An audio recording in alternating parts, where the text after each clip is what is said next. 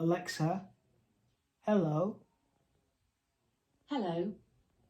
Alexa, what is your favorite movie of all time? My all-time favorite film would have to be Back to the Future. It's a flawless piece of family-friendly cinema magic. Great Scott! 100% agree with you, Alexa. Alexa, do you like YouTube? I certainly do. Alexa, do you like my YouTube channel? I sure do. Alexa, tell me a joke about YouTube. Did you hear about the potato that's famous? Nope. It's a YouTuber. Man, I love this thing. Anyway, enjoy this review, guys.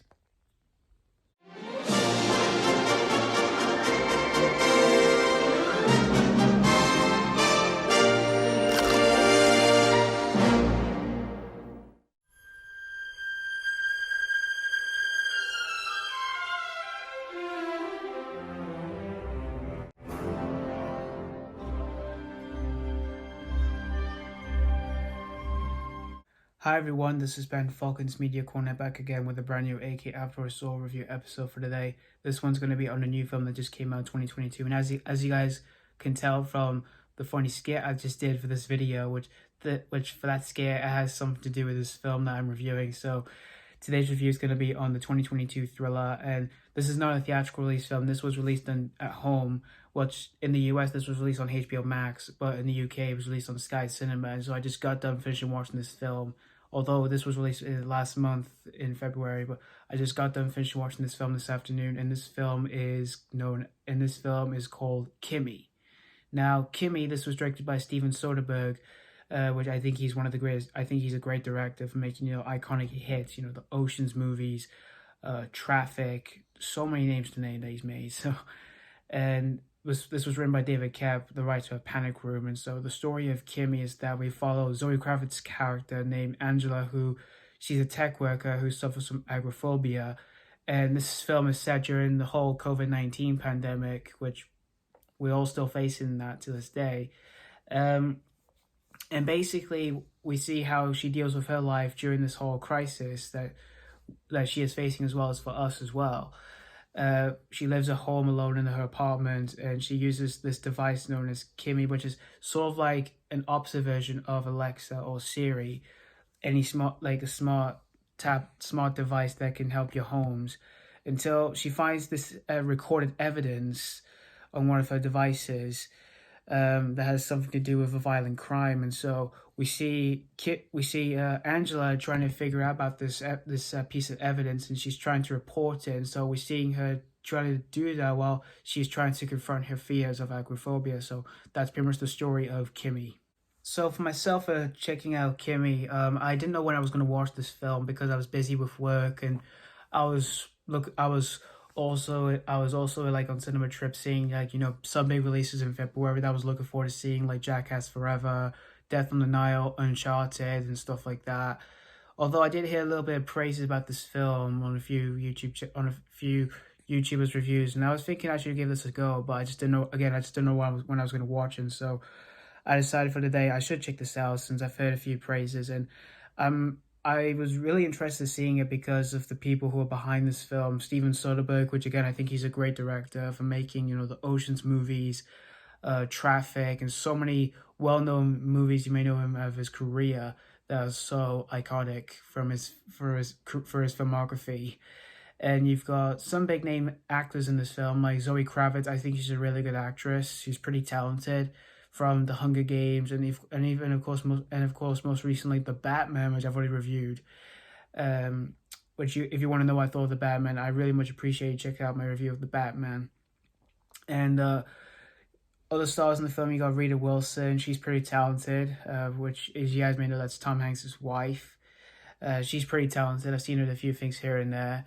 And you even got in this film Devin Ratray from the first two Home Alone movies as Buzz, which I was surprised to see him in a movie like this.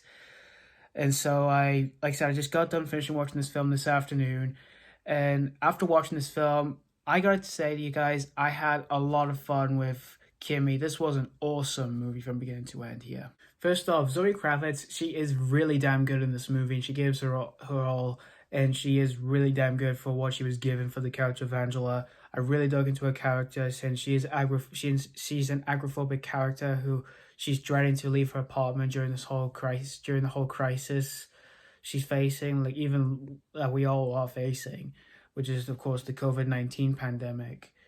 I thought that right there kind of hit home for me because back when this whole thing started, I was like that because I was dreading to come back into society during this whole crisis, and it was a bit scary for me. But I've managed to overcome that, and I feel much better from all that, and that really did hit home when I saw all that on screen. And for other other materials to her character, I thought was really smart choices, like her interactions with things at home in her apartment, like with her computers, other technology devices and recordings and all that. That was a pretty smart choice in how she interacts with all that at home, and even how she and seeing her when interacting with society when she does leave her apartment in this movie.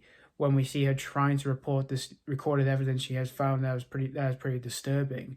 And Zoe Kravitz again, she just pulled off really well. And all the other actors for the most part in the film, like Rita Wilson and Devin Ratray, they were all really good. Everyone else in this film were all very good in this film.